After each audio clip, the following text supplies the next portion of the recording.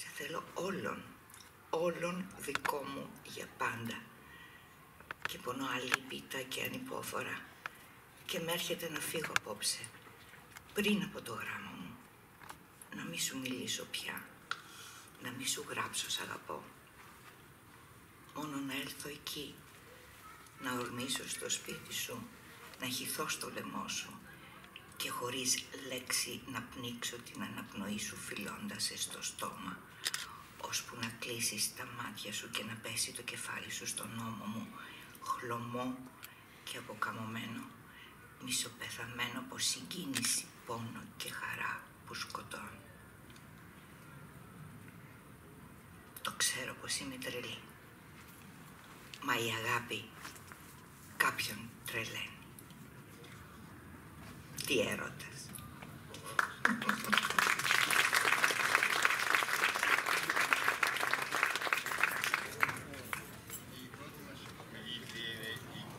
Μαρίζα Ντεκάστρο, η οποία σπούδασε στη Σορβόνη παιδαγωγικά και λογοτεχνία για παιδιά και νέους. Δεν ακούγεται.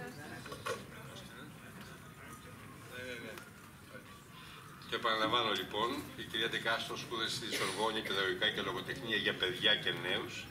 Δίδαξε στην ιδιωτική εκπαίδευση ιστορία και λογοτεχνία σε μαθητές του Δημοτικού. Έχει γράψει βιβλία γνώσεων για παιδιά σε θέματα ιστορίας και τέχνης και μεταφράζει λογοτεχνία για νέους και ενηλίκους. Από το 1998 γράφει κριτική παιδικού και εφηβικού βιβλίου στις εφημερίδες Το Βήμα, Τα Νέα, στο περιοδικό Διαβάζω, Ήθακα, Book Press, Ο Αναγνώστης. Είναι μέλος της εταιρείας Ελληνοσυγγραφέων, της EBI, τι είναι ακριβώς? EBI, είναι EBI. Διεθνής Οργάνωση Βιβλίου για την Νεότητα. Ωραία. Ελληνικό τμήμα και της Συντακτικής Επιτροπής επίσης του περιοδικού Αναγνώστης. Βιβλία της έχουν τιμηθεί με το κρατικό βραβείο βιβλίου γνώσεων το 2006, το 2018 και το 2020, το βραβείο βιβλίου γνώσεων της EB Ελληνικό Τμήμα επίσης το 12, το 16 και το 21 και το βραβείο μετάφρασης νεανικού βιβλίου της Ελληνικής Εταιρείας Μεταφραστών Λογοτεχνίας το 2... Δεν πειράζει, θα τα πούμε όλα. Το 2014. Αναγράφηκε στο Δημοτικό Πίνακα της ΥΠΗ το 2016 για τη μετάφραση στα ελληνικά του νεανικού βιβλίου Θαύμα. Και βιβλία της περιλαμβάνονται στο κατάλογο White Ravens 2017 και 2018 της Νεανικής Βιβλιοθήκης του Μονάχου. Και πολλά άλλα που δεν τα περιέχει εδώ το βιογραφικό και τα οποία ευλόγως εννοούνται. Χαίρομαι πάρα πολύ που είμαι εδώ. Καταρχήν έχει φοβερή δροσιά, αλλά πριν από τη δροσιά ήρθατε και πέσατε ακριβώς με το κείμενο που διαβάσετε σε αυτά που σκέφτομαι για την Πηνελόπη. Δηλαδή ότι ήταν μια γυναίκα του πάθους.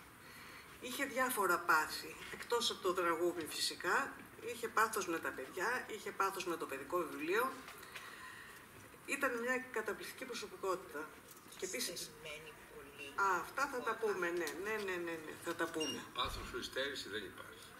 Και επίσης βάλατε ένα θέμα, κατά πόσο τα βιβλία της Πηνελόπης Δέλτα μπορούν να σταθούν σήμερα ή τέλος πάντων τι σχέση έχουν με τις υπόλοιπες φοβερές συγγραφίνες που έχουμε εδώ και θα, χωρίς να το ξέρω ότι το βάζετε, το έχω σκεφτεί και εγώ να το πω. Ωραία. Λοιπόν, η αλήθεια είναι ότι η Πηνελόπη Δέλτα στα ημερολόγια της ήταν πάρα πολύ εξομολογητική. Γράφει τα καλά και τα κακά. Και ναι, μεν μεγάλωσε σε ένα μεγάλο αστικό περιβάλλον της διασποράς, που της παρήχε φυσικά πολύ καλή παιδεία και πνευματική καλλιέργεια, τα παιδικά της χρόνια δεν ήταν καθόλου ευτυχισμένα. Γράφει στις ενθυμίσεις της, τα ημερολόγια της είναι, η πρώτη ενθυμίση ιδιαίτερα, είναι κείμενο που σε χτυπάει σε κάθε γραμμή. Γράφει λοιπόν στις πρώτες ενθυμίσεις ότι η ανατροφή που έδιναν οι Μπενάκηδες, η Βιργινία και ο, πώς τον λένε, και ο Εμμανουήλ, ήτανε... Η ώρα. Το ξέρω, είναι 9, Ναι. Τελειώνει. Είναι η ώρα που θα βιάζει. Ναι. Λοιπόν, ήταν πάρα πολύ αυστηρή η ανατροφή που τους έδιναν και μάλιστα τους χτυπούσαν μια χαρά. Μπάτσιζαν, τιμωρούσαν κτλ.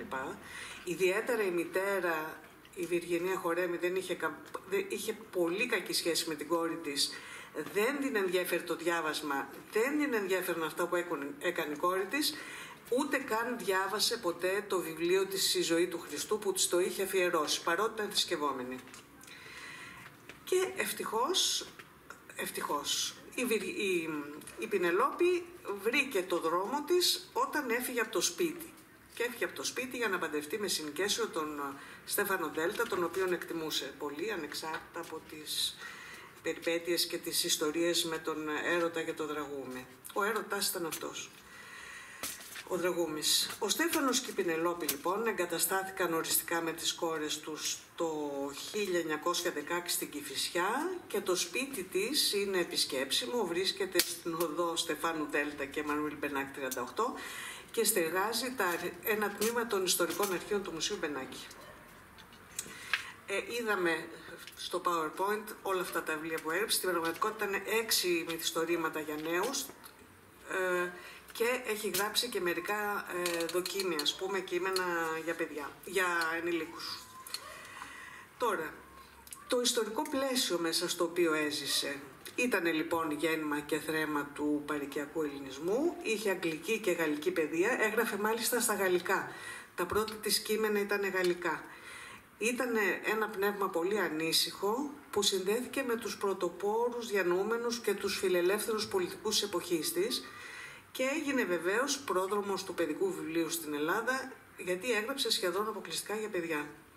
Η εποχή που έγραψε ήταν ταραγμένη για την Ελλάδα. Η ήττα του 1897 ήταν ενωπή, το καθεστώς ασταθές, άνθιζε διαφθορά και η εκπαίδευση δεν ανταποκρινόταν καθόλου στις ευρωπαϊκές αντιλήψεις περί ανατροφής των παιδιών και περί παιδαγωγικής.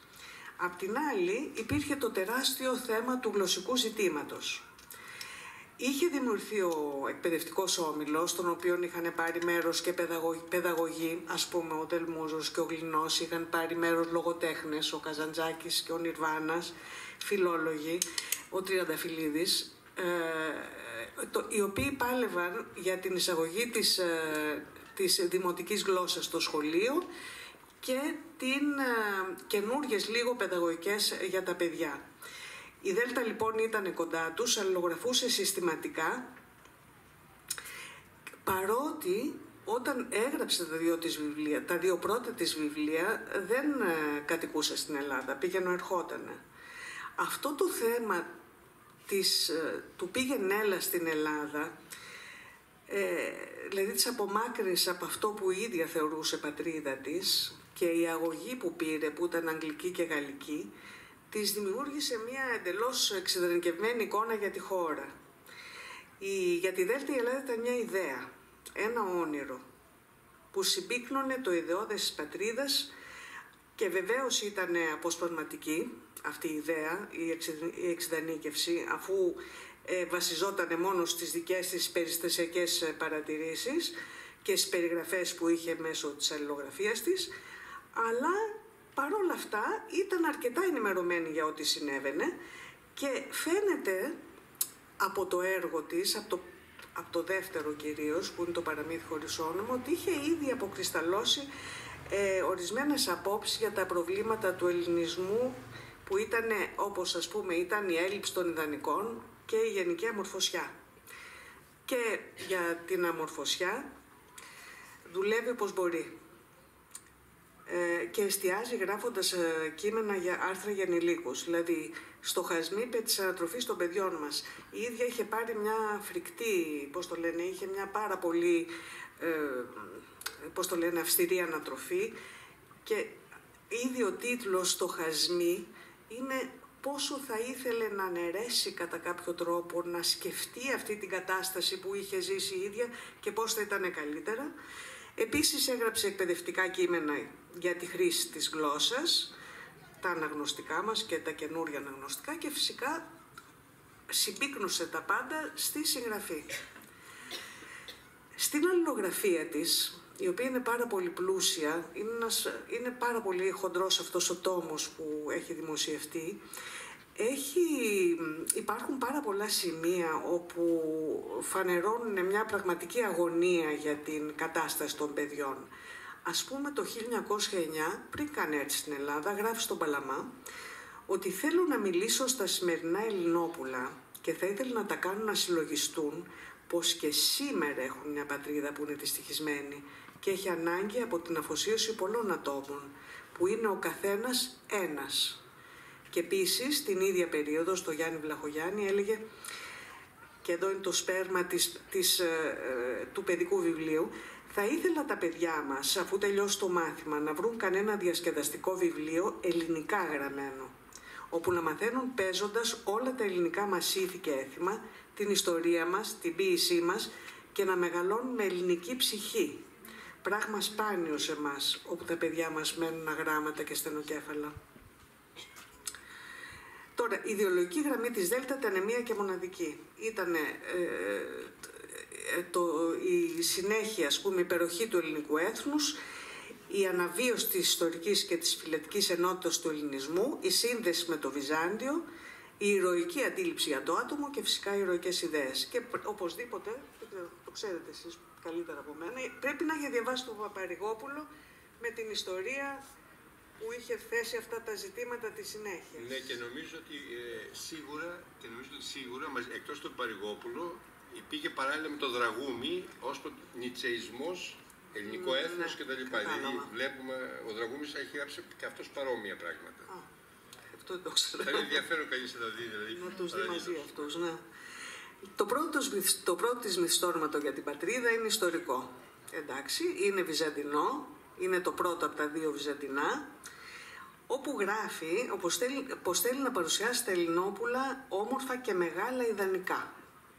Να τους εμφυσίσει την αγάπη για την πατρίδα και το έθνος μέσω μιας ηθικοπλαστικής ιστορικής αφήγησης, που την τεκμηριώνει πάρα πολύ προσεκτικά, γιατί δεν αρκέστηκε στα ελάχιστα βιβλία ιστορίας που κυκλοφορούσαν στη χώρα. Συμβουλευόταν τον Σλουιμπερζέ, μεγάλο βυζαντινολόγο της εποχής, ώστε να τεκμηριώσει επακριβώς αυτά που έγραφε. Το ίδιο έκανε βεβαίως και για το Βουλγαροκτόνο, ενώ είναι επίσης ενδιαφέρον ένα άλλο κομμάτι της δράσης της, για να γράψει τα μυστικά του Βάλτου, είχε συλλέξει προφορικές μαρτυρίες από ανθρώπους που είχαν πάρει μέρος σε αυτά τα γεγονότα. Κάποια λοιπόν στιγμή, τώρα κάνω μια μικρή παρένθεση, με ρώτησαν τα παιδιά σχολείο, ποιο βιβλίο, κυρία, έχετε διαβάσει τις πιο πολλές φορές? Και εγώ λέω, έχω διαβάσει το Παραμύθι χωρίς όνομα. Με ρωτήσαν και μεγάλοι και είπα, εγώ έχω διαβάσει το Παραμύθι χωρίς όνομα. Και έκανα και εργασία, τη μετρής μου ήταν, ξέρω εγώ, στο Παραμύθι χωρίς όνομα. Λοιπόν, αυτό το Παραμύθι χωρίς όνομα νομίζω ότι είναι το κεντρικό, δείχνει την κεντρική φιλοσοφία και παιδαγωγική της Δέλτα. Το λέει παραμύθι, αλλά είναι φυσικά ένα μυθιστόρημα έντεχνο. Τι είπατε? Έτσι είναι. Η Δέλτα ήξερε τα παραμύθια, είχε διαβάσει γαλλικά και αγγλικά παραδοσιακά λαϊκά παραμύθια, αλλά δεν είχε διαβάσει εκείνη την εποχή, 1909 νομίζω, εκδόθηκε η πρώτη μελέτη για την κατηγοριοποίηση των παραμυθιών από τους Άρν και Τόμσον, νομίζω είναι Φιλανδοί, ήτανε Φιλανδοί. Ήτανε? Ναι. Άρα δεν είχε ιδέα από αυτού. Ενώ πολύ αργότερα ο τρόπος που έγραψε το Παραμύθι χωρίς όνομα, και θα το πω λίγο, αρχίζω να τα λέω από μόνη μου χωρίς να διαβάζω το κείμενο, ακολούθησε ακριβώς την τυπολογία που είχε δημοσιεύσει ένας άλλος μεγάλος μελετητής, ο Βλαντίμιρ Πρόπ. Ο Πρόπ έχει διάφορες λειτουργίες που οργανώνουν τα λαϊκά παραμύθια. Λοιπόν, τώρα θα πούμε μετά γι' αυτό. Λοιπόν, τι κάνει στο Παραμύθι χωρίς όνομα? Μεταφέρει σε ένα φανταστικό βασίλειο των μυρολατρών όλα αυτά τα προβλήματα που έχει η πατρίδα. Και εκεί δεν χρειάστηκε να βρει στοιχεία για να συγκροτήσει την εποχή, όπως και κάνει με το για την πατρίδα, παρά βασίστηκε στις εμπειρίες της και στα ακούσματά της για την κατάσταση στη χώρα. Το βιβλίο, όταν πρωτοκυκλοφόρησε, έχει μια εικονογράφηση που είναι λίγο μεσαιωνική. Αν βγάζαμε αυτή την εικονογράφηση, είμαι σίγουρη ότι αυτό το βιβλίο θα μπορούσε να τοποθετηθεί σε οποιαδήποτε εποχή. Λοιπόν, χωρίς να είμαι ειδικός περί Δέλτα, ενώ μου αρέσει πάρα πολύ, θεωρώ ότι οι ιδέες αποκρισταλώνονται στο παραμύθι χωρίς όνομα. Τοποθετείται απέναντι στην κοινωνία της εποχής της και κυρίως για το τι πιστεύει για την εθνική και κοινωνική διαπαιδαγώγηση των παιδιών. Τους προτείνει μια στάση ζωής. Αυτό είναι το κεντρικό θέμα. Είναι έντεχνο λοιπόν έργο, όπως είπαμε πριν, χωρίς να ξέρει τον Πρόπ και όλα αυτά, ούτε τους Τόμσον και κανέναν από αυτούς. Τον Πρόπ δεν μπορούσε να τον ξέρει. Διαισθητικά ακολουθεί, όπως και θα μπορούσε να είναι και στα παλαιότερα μυθιστορήματα, όχι στα μεταμοντέρνα που κάνουν πηδήματα χρόνου κτλ. Στα κλασικά γραμμικά μυθιστορήματα ακολουθεί όλες αυτές τις λειτουργίες που κωδικοποιήθηκαν. Δηλαδή, η αναχώρηση του ήρωα, το Βασιλόπουλό μας είναι ο ήρωας. Οι δοκιμασίες που περνάει, συνέχεια συγκρούεται ο συνετός με όλη την κακοδαιμονία. Η βοήθεια που δέχεται από την γνώση και από τη φρόνηση. Η σύγκρουση με τους Παλατιανούς, η αναγνώριση του ήρωα, τον αναγνωρίσαν ότι είναι ο βασιλιάς τους πλέον και το αίσιο τέλος. Έγραψε λοιπόν η Δέλτα μια ιστορία σχετικά τυποποιημένη. Δεν θα μας άρεσε μας στη σημερινή εποχή, στα διαβάσματά μας, παρόλα αυτά αυτό έκανε, που είχε στόχο ναι μεν να ψυχαγωγήσει, αλλά και να προτείνει το πρότυπο του ανθρώπου. Είναι αλληγορικό το βιβλίο, είναι διδακτικό. Κάποιος είπε ότι δεν ήθελε να γράφει διδακτικά, εσείς? Όχι, ίσως το PowerPoint. Ήταν απολύτως διδακτικό και εύληπτο, ώστε με καθαρότητα και σαφήνεια να εμπεδοθούν οι πολιτιστικές αξίες του ελληνισμού στις οποίες πίστευε. Η ιστορία λοιπόν, επιμένω εγώ σε αυτό το βιβλίο γιατί το θεωρώ κομβικό, εξελίσσεται μέσα από αντιθετικές σχηματοποίησεις. Δηλαδή έχουμε τεμπελιά και εργασία, δικαιοσύνη και αδικία, προσπάθεια και παρέτηση, ανδρεία δειλία, ατομισμό, συλλογικότητα. Η πλοκή είναι γραμμική και οδηγεί τους ήρωες στην αναγνώριση των ζητημάτων που βάζει το μυθιστόρημα. Και βεβαίως από αυτές τις αντιθέσεις προκύπτουν και πολύ μονοδιάστατοι χαρακτήρες που συμπυκνώνουν ηθικές αρετές και έχουν ονόματα που τους κάνουν πολύ διακριτούς. Είναι κοινωνικοί, είναι θετικοί και αρνητικοί και το όνομά τους φανερώνει ένα χαρακτηριστικό τους. Ας πούμε έχουμε τη Βασίλισσα Παλάβο που είναι μια θεοπάλαβη, τη Ζήλιο και την Πικρόχολη που τσακώνονται τις βασιλοπούλες. Στις γυναίκες έχουμε τη Φρόνηση και τη Γνώση και την Ειρηνούλα τη μικρή αδερφή η οποία πηγαίνει κοντά τους. Στους ανδρικούς έχουμε τους θετικούς, το Βασιλόπουλο, ο Πολύδωρος, ο Πολύκαρπος, είναι όλοι αυτοί που βοήθησαν. Τους αρνητικούς, ο βασιλιάς Αστόχαστος, ο Πανουργάκος, ο Λαγόκαρδος, ο Κατρακυλάκος, ο Κατεργαρίσκος και είναι μια τρίτη ομάδα που είναι λίγο πιο, δεν είναι τόσο διακριτή, αλλά που το όνομά τους έχει δώσει ονόματα που να τους συνδέει με το περιεχόμενο του έργου και που για χάρη τους το Βασιλόπουλο αγωνίζεται. Είναι ο λαός. Και βεβαίως, λοιπόν, καταλαβαίνουμε ότι οι αρνητικοί συμβολίζουν τη διεφθαρμένη εξουσία και οι θετικοί αυτοί που οδηγούν στον θρίαμβο, ας πούμε, της λύσης, ας πούμε, της απάλληψης των δεινών. Αυτό το παραμύθι, λοιπόν, που το λέει παραμύθι χωρίς όνομα και που είναι έντεχνο, βάζω μια ερώτηση, μήπως θα μπορούσε να είναι παραμύθι? Και μου ήρθε μια έκλαμψη και νομίζω ότι μπορεί να είναι παραμύθι, γιατί η συνάντηση του Βασιλόπουλου με την γνώση, με την φρόνηση, είναι ακριβώς η συνάντηση του Βασιλόπουλου με μια καλή νεράιδα. Άρα λοιπόν και ο τίτλος, που δεν ξέρω πώς τον σκέφτηκε, ταιριάζει πάρα πολύ. Τώρα, η παιδαγωγική της. Πίστευε λοιπόν οπωσδήποτε, ξέρουμε, στην εκπαίδευση και στον ωφελημιστικό χαρακτήρα των βιβλίων για παιδιά. Στα βιβλία που πίστευε ότι έπρεπε να χρησιμοποιούνται για πρακτικούς σκοπούς, να μορφώνουν και να κοινωνικοποιούν. Αλλά είχε την άποψη, και σε αυτό δούλεψε, ότι στην Ελλάδα τα βιβλία που κυκλοφορούσαν ήταν μεταφρασμένα και ναι μεν κατά κάποιο τρόπο διαπαιδαγωγούσανε, αλλά δεν άγγιζαν τον ελληνικό πολιτισμό, αφού τα κείμενα και η γλώσσα ανήκαν σε άλλους λαούς. Ήθελε λοιπόν βιβλία ελκυστικά ελληνικά. Και το θέμα της γλώσσας την απασχολούσε, γιατί έλεγε ότι πρέπει να γράφονται στην απλή δημοτική και να είναι απαλλαγμένα από κάθε ακραίο φαινόμενο γλωσσικό.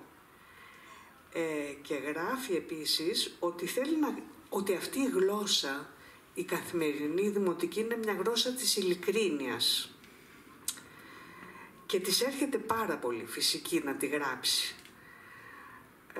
Και επίσης αναφέρει ότι αποστρεφόταν τα καθαρεβουσιάνικα που τις δίδασκαν οι δασκάλες στο σπίτι, ενώ απολάμβανε τα γαλλικά, που ενδεχομένως οι Γαλλίδες, ταντάδες είχαν μια διαφορετική άποψη. Ήξερε ότι η γνώση της των ελληνικών δεν ήταν πολύ, ήταν ελλειπής, και γι' αυτό τα συζητάει αυτά τα γλωσσικά ζητήματα, δηλαδή πολύ συγκεκριμένες προτάσεις, πώς να γράψει αυτό, πώς να γράψει το άλλο, τα συζητάει με τους διαφόρους του εκπαιδευτικού ομίλου στην αλληλογραφία που είχε μαζί τους, και μάλιστα έδωσε το παραμύθι χωρίς όνομα, πριν τυπωθεί, να το κοιτάξει γλωσσικά ο Μανώλης Τριανταφυλλίδης. Τόσο στενή σχέση είχε. Λοιπόν, αυτό που βάλατε εσείς στο θέμα, αν υπάρχουν κοινά χαρακτηριστικά μεταξύ του παραμυθιού των κυριών Σαρή, Ζέη και Αξιώτη, δεν νομίζω, Διδό Σωτηρίου ήταν τόσο ζωντανή Διδό που... Λοιπόν, υπάρχουν κοινά χαρακτηριστικά, παρόλο που στις μέρες μας κατανοούμε διαφορετικά την παιδική ηλικία. Όμως τα χαρακτηριστικά, αυτά που χαρακτηρίζουν τα παιδιά, είναι διαπολιτισμικά και διαχρονικά, σύμφωνα με μελετητές όπως ο Τζον Σπινγκ. Είναι το παιχνίδι, είναι οι ικανότητες, είναι η αντίληψη, η διαμόρφωση αντιλήψεων, και η Δέλτα, όπως και η συναδελφή της συγγραφής, χρησιμοποιεί αυτές τις σταθερές, τις οποίες χρησιμοποιούν και νέοι, που είναι η ενεργητική δράση, οι διάλογοι και οι γρήγορες εναλλαγές επεισοδίων, και αντί για την ενδοσκόπηση και τις περιγραφές, είναι καρμπόν, δηλαδή αυτά που γράφει και όπως γράφει Αλκιζέη και Ζόρσαρη. Ήρωες στην ηλικία των αναγνωστών, το ίδιο. Αναφορές στις δραστηριότητες και στις διαθέσεις, τα ενδιαφέροντα της παιδικής ηλικίας, ανάγκη για συντροφικότητα και παιχνίδι. Αν εξαιρέσουμε το ίδιο, οι ήρωες παιδιά, η πατρίδα ήταν νέοι, νεαροί, στο Βουλγαροκτόνο δεν θυμάμαι, στα μυστικά του Βάλτου είναι τα δύο, το Ελληνόπουλο και το Βουλγαρόπουλο, δηλαδή πάντα οι ήρωες είναι παιδιά. Και ο πρίγκιπας και το Βασιλόπουλο του παραμυθιού είναι νέος επίσης. Λοιπόν, εκτός από τις σκηνές βίας που υπάρχουν στο Βουλγαροκτόνο και στα μυστικά του Βάλτου, τα παραμύθια της Δέλτα τα βιβλία της Δέλτα τα έχουν όλα αυτά. Τώρα, τι είναι αυτό που ήθελε η Δέλτα για τα παιδιά, τι να τους πει? Ήθελε να τους δώσει την ιδέα, να τους ενσταλλάξει την ιδέα, που θα οδηγούσε στη διαμόρφωση μιας εθνικής συνείδησης και ταυτότητας. Άρα τα βιβλία της είναι διδακτικά και προσβλέπανε σε μια από δίπλα, ας πούμε, κοινωνική αγωγή της εποχής. Υπάρχει κάτι ανάλογο στις μέρες μας? Βεβαίως υπάρχει, και συνήθως είναι για άλλα θέματα πλέον. Υπάρχουν θέματα της μόδας στα παιδικά βιβλία, από το περιβάλλον μέχρι τα στερεότυπα και μέχρι την παρενόχληση και τις προκαταλήψεις. Και τι ψάχνει ένας ενήλικος όταν προτείνει βιβλία της Πινελόπης Δέλτα? Ψάχνει να βρει αυτές τις αρετές, δηλαδή τη γρηγοράδα στη γραφή, το ενδιαφέρον, το παιχνίδι κτλ. Τελειώνοντας λοιπόν, για να μην σας κουράζω άλλο, εμένα μου αρέσει πολύ η Δέλτα βέβαια, τα βιβλία της λοιπόν ήταν μια τομή στην παιδική λογοτεχνία την πρώτη δεκαετία του 20ου αιώνα, γιατί ήταν το ελληνικό βιβλίο ισούτο με την ελληνική ψυχή. Η προσφορά της ήταν καθοριστική για την εξέλιξη του κλάδου, γιατί εκείνη την εποχή τα ελληνικά παιδικά βιβλία εξέλιπαν. Μέχρι το Μεσοπόλεμο, επίσης είναι χαρακτηριστικό ότι οι περισσότερες ήταν οι γυναίκες συγγραφείς, ακολουθούσαν ακριβώς, βαδίζανε, γράφανε στα βήματα της Δέλτα, διδακτικά, ιστορικά, ηρωικά κτλ. ήταν η πρωτοπορία για την εποχή της και είναι μέρος του εθνικού μας λογοτεχνικού κανόνα, παρόλα όσα της προσάπτουν για την ιδεολογία της. Γιατί που είναι εθνικιστική και πολύ ελληνική, παρόλο που όταν κάποιος γράφει για παιδιά, προφανώς βάζει την ιδεολογία του μέσα, εξαρτάται με ποιον τρόπο, καλυμμένο ή λιγότερο καλυμμένο κτλ.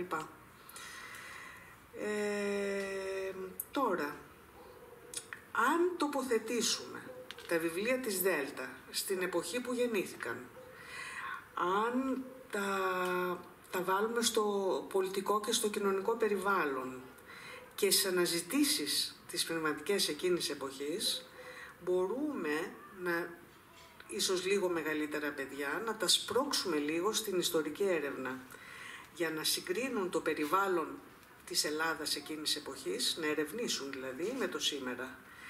Πρέπει να έχουμε στο μυαλό μας ότι αυτά τα βιβλία δεν είναι απολιθωμένα. Είναι βιβλία που μπορούν να διαβαστούν γιατί είναι ενδιαφέροντα καταρχήν. Παιδαγωγικά, ας πούμε, μπορούμε να εστιάσουμε, για παράδειγμα, πώς ήταν τα πράγματα στη χώρα, ποια ήταν η ταυτότητα που θέλανε να δημιουργηθεί, πώς την εννοούμε την ταυτότητα σήμερα. Αν δεν ανοίξουν τέτοιες συζητήσεις με παιδιά, όχι στις βιβλιοθήκες, στις τάξεις, με γονείς κτλ., τα μυθιστορήματα της Δέλτα θα διαβαστούν απλά σαν περιπέτειες. Εντάξει, καλό είναι και αυτό, αλλά θέλω να πω είναι και λίγο παραπάνω. Το κρίσιμο λοιπόν θέμα είναι, σε κάθε λογοτεχνικό έργο και στη Δέλτα, δεν είναι τι διαβάζουμε, αλλά πώς θα το διαβάσουμε. Σας ευχαριστώ πολύ.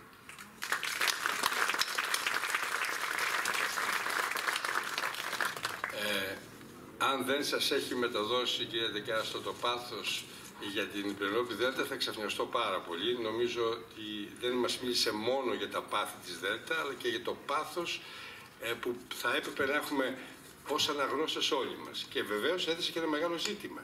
Πώς κανείς διαβάζει και το σπουδαιότερο πώς διδάσκει κείμενα που θεωρούνται πια κείμενα του παρελθόντος. Πολλές φορές είναι δύσκολα και γλωσσικά, αλλά όχι μόνο γλωσσικά. Και εκεί είναι ένα μεγάλο στίχημα που βάζει ο κάθε πολιτισμός του παρόντος και του μέλλοντος ως προς το παρελθόν. Νομίζω ότι πραγματικά αξίζει τον κόπο αυτό που, όπως το θέσατε, να ξαναδούμε. Μα και εγώ δάσκαλος είμαι, οπότε δεν είναι και η κυρία Διβάνη εδώ που και αυτή τα ξέρει, έχει τα ίδια πράγματα ζήσαμε σε άλλους χώρους, επομένως δεν είναι θέμα μόνο απογοήτευσης, είναι θέμα αλλαγής λόγου και αλλαγής εποχής. Έχω ένα περιστατικό γι' αυτό. Για πέστε μας. Λοιπόν, εγώ που είμαι παθιασμένη λοιπόν με την Πινελόπη, Τετάρτη Δημοτικού, ήθελα να τους διαβάσω το Παραμύθι χωρίς όνομα. Ήταν παιδιά που δουλεύαμε λογοτεχνία χρόνια, άρα ήταν πολύ εξοικειωμένα στην ακρόαση. Ξεκίνησα λοιπόν χαρούμενη να διαβάζω το Παραμύθι και τους λέω λοιπόν, έχουμε στη βιβλιοθήκη βιβλία, το έχουμε το βιβλίο, μπορείτε όποιος θέλει μέχρι την επόμενη εβδομάδα να το πάρετε, να το διαβάσετε κλπ. Ενώ ήταν ενθουσιασμένη η τάξη ήταν 4 τμήματα, 5, ήταν ενθουσιασμένη όταν διάβαζα εγώ, κανένα παιδί, ούτε μισό, δεν πήγε να πάρει το βιβλίο αυτό. Ήτανε το εξώφυλλο, γιατί ήταν παλιά έκδοση εστίας, τα απομάκρυνε. Ενώ πραγματικά είμαι σίγουρη ότι το απόλαυσαν. Άρα δηλαδή έχουν γίνει τώρα καινούριες εκδόσεις με καινούριες εικόνες. Ναι. Θέλω να πω είναι πολλά διάφορα που παίζουν γύρω-γύρω. Σωστά. Να σας ευχαριστήσω εκ μέρους όλων για την πολύ έτσι ζωντανή και ωραία παρουσίαση. Όπως θα ήθελα να ευχαριστήσω και την Λίλη Λιβανού που μας διάβασε αυτό το υπέροχη επιστολή, πραγματικά εντυπωσιακή επιστολή που δείχνει και το μέγεθος της βιωματικής σχέσης που είχε αυτή με τον Δραγούμη, η οποία την ξεπερνούσε σχεδόν. Ήταν μεγαλύτερη και από τον εαυτό της δηλαδή. Μεγάλη σχέση, πολύ σημαντική, πάρα πολύ σπουδαία. Αναφερόμενος σε αυτά πριν είχα πει... Ο μοναδικός της έρωτας, ναι. Και να αναφέρω, αν δεν το ξέρετε, ότι όταν τα έφτιαξε με το Κοτοπούλη, η Πινελόπη Δέλτα φόρεσε μαύρα και δεν τα έβγαλε ποτέ στη ζωή της. Ακριβώς. Για να περάσουμε τώρα στο επόμενο θέμα, θα έλεγα ότι μια και μιλήσαμε για σύγκριση, θα λέγαμε ότι είναι ένα είδος βίων παραλλήλων. Θα ήταν πολύ ωραίο κανείς να σκεφτεί τις 5 αυτές γυναίκες και να έχει στο νου του πώς κανείς μπορεί να γράψει, όταν λέμε βίοι παράλληλοι, δεν εννοούμε μόνο τη ζωή τους, αλλά και το έργο τους. Πώς θα μπορούσε κανείς να γράψει, ας πούμε, για αυτές τις γυναίκες ως βίοι παράλληλοι, κατά κάποιο τρόπο. Έτσι, με αυτόν τον τρόπο το εννοούσα, δηλαδή, και όχι μια φιλολογική σύγκριση που θα είναι επιφανειακή. Ευχαριστούμε πάρα πολύ. Εγώ ευχαριστώ πάρα πολύ. Κύριε Βαλούρ,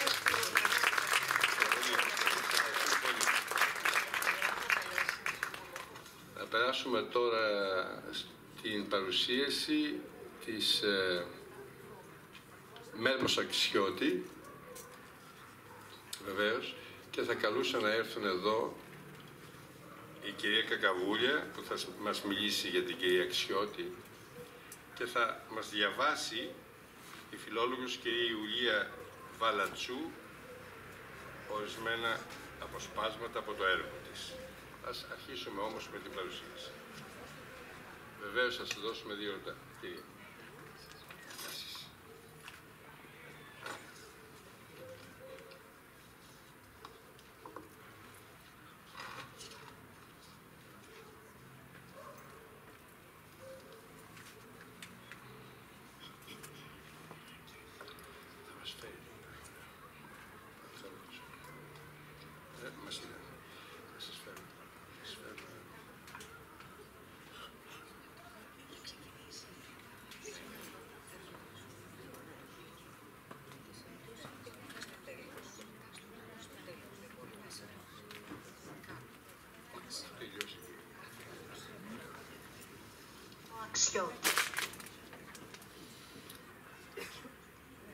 Η Μέλπο Αξιώτη λέει για τον εαυτό της: «Ήμουνα μόνο σίγουρη πως είμαι εκείνο που λέγεται ένας αριστερός λογοτέχνης.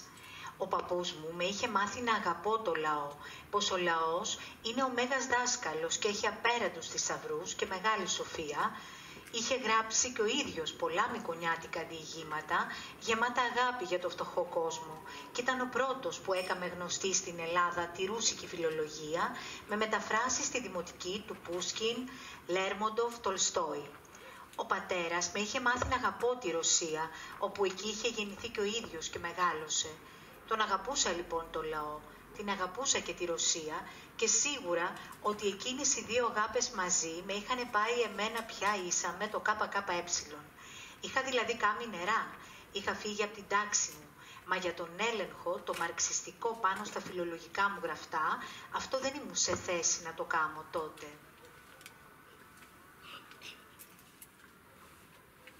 Η Μέλπο Αξιώτη γεννήθηκε το 1905 και ήταν γόνος επιφανούς οικογένειας Μικονιατών με καλλιτεχνικές ανησυχίες. Ο παππούς της, Παναγιώτης Αξιώτης, ήταν διηγηματογράφος και μελετητής της ρωσικής λογοτεχνίας και ο πατέρας της, Γεώργιος Αξιώτης, μουσικός. Οι γονείς της χώρισαν το 1908.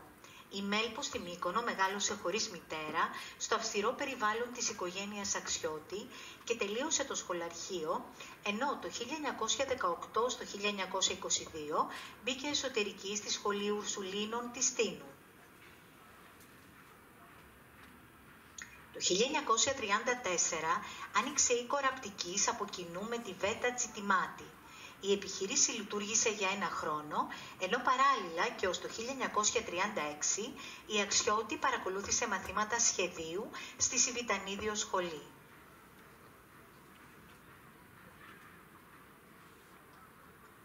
Κατά τη διάρκεια της γερμανικής κατοχής εντάχθηκε στην Εθνική Αλληλεγγύη του ΕΑΜ και συνεργάστηκε στον παράνομο τύπο μαζί με τις Διδό Σωτηρίου, Έλλη Αλεξίου, Έλλη Παπά, Τιτίκα Δαμασκηνού και άλλες Ελληνίδες της Αντίστασης. Εξαιτίας της αριστερής της δράσης αναγκάστηκε να καταφύγει το 1947 στη Γαλλία, όπου γνωρίστηκε με κορυφαίες μορφές της αριστερής διανόησης. Από το Παρίσι ξεκίνησε και η πορεία προς την πανευρωπαϊκή της καταξίωση ως λογοτέχνηδας, με τη μετάφραση του μυθιστορήματός της «20ος αιώνας», αρχικά στα γαλλικά 1949 και στη συνέχεια στα γερμανικά, ιταλικά, ρωσικά και πολωνικά. Το Νοέμβρη του 1951 εγκαταστάθηκε στο Ανατολικό Βερολίνο, όπου ασχολήθηκε με την αρθρογραφία και τη λογοτεχνική μετάφραση και πήρε μέρος στο Παγκόσμιο Φεστιβάλ Νεολαίας, στο πλαίσιο του οποίου γνωρίστηκε με τον Ναζίμ Χικμέτ. Το Δεκέμβριο του 1964 επισκέφτηκε την Ελλάδα μετά από επίπονες προσπάθειες 4 χρόνων και το καλοκαίρι του επόμενου χρόνου επαναπατρίστηκε με απόφαση του τότε Υπουργού Εξωτερικών Ηλία Τσιριμόκου. Έργα της έχουν μεταφραστεί σε πάρα πολλές γλώσσες.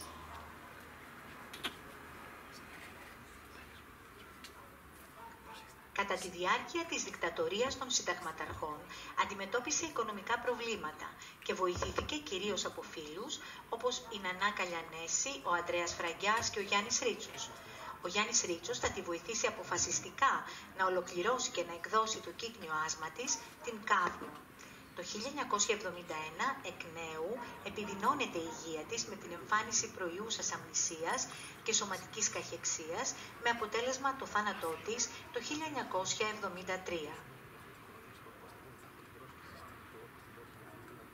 Σημαντικό ρόλο στη διαμόρφωση της συγγραφικής της φυσιογνωμίας διαδραμάτισαν οι εμπειρίες της από τη ζωή στη Μύκονο, καθώς επίσης το μοίρασμα των νεανικών της χρόνων ανάμεσα στο νησί και την Αθήνα. Ως αποτέλεσμα των παραπάνω, βασικό άξονα του έργου της αποτέλεσε η μνήμη και η απόπειρα ανάπλασης του παρελθόντος. Παράλληλα, η γραφή της επηρεάστηκε από τις νεοτεριστικές τάσεις της γενιάς του 30, ιδιαίτερα από την τεχνική του εσωτερικού μονολόγου, το ρεύμα του σουρεαλισμού, την εμφάνιση του φεμινιστικού κινήματος στην Ελλάδα και την ένταξή της στο Κομμουνιστικό Κόμμα.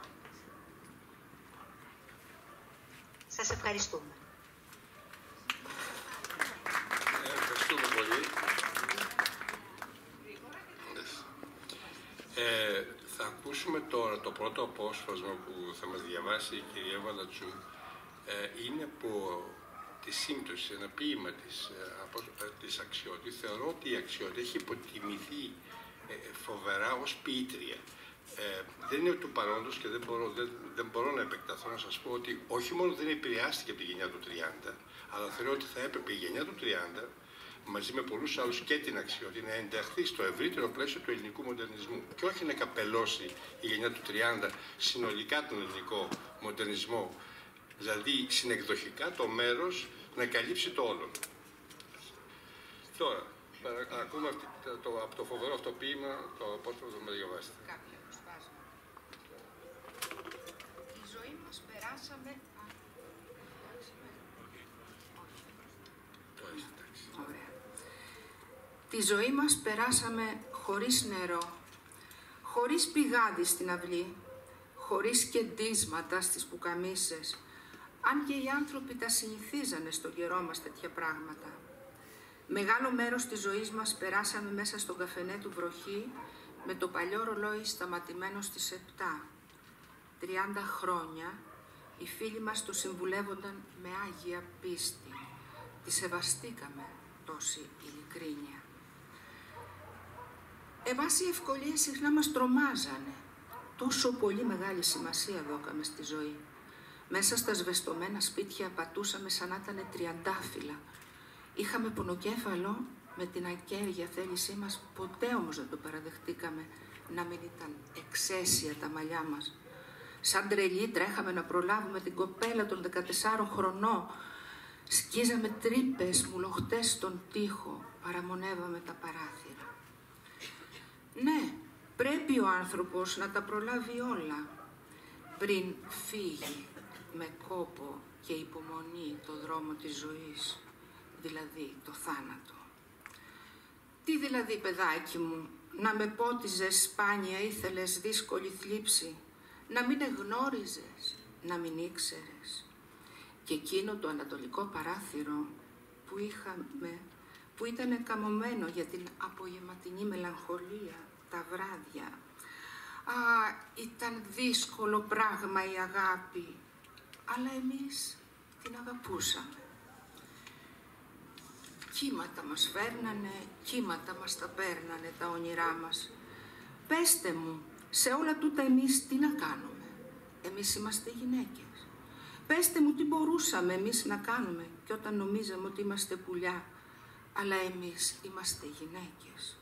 Για μας τα χρόνια δεν περνούσανε, ήτανε πάντα καλοκαίρι. Δεν αγοράζαμε παπούτσια για να μπορούμε να σου πούμε σ' αγαπώ. όταν δεν είχαμε αληθινά τίποτα εμείς. Συχνά το φύλλο μας το προσφέραμε σαν πιάτο μέσα σε φύλλα μουριάς και ωστόσο καθαρίζαμε ένα μήλο. Όχ, αφέντη, και να ξέρεις τι μεγάλο πράγμα που είναι να τα έχεις όλα μες στο σπίτι σου. Μας το έμαθεν εμάς η μάνα μας. 50 χρόνια θέλει ο άνθρωπος ύστερα από τη γέννησή του να γεννηθεί. Τώρα πηγαίνετε, μας είπε η μάνα μας. Έτσι, σαν ήρθε και πεθάναμε, δεν πήραμε άλλο τίποτα στις χούφτες μας. Τα φιλιά του κόσμου. Κύριε, τώρα η λάστιτη τις αμαρτίες μας, τις δικές μας. Από όλα τούτα τι μας έμεινε. Γιατί βλέπετε, εμείς είπαμε το τραγούδι μας. Οι άλλοι θα το γυρίσουν σε χορό.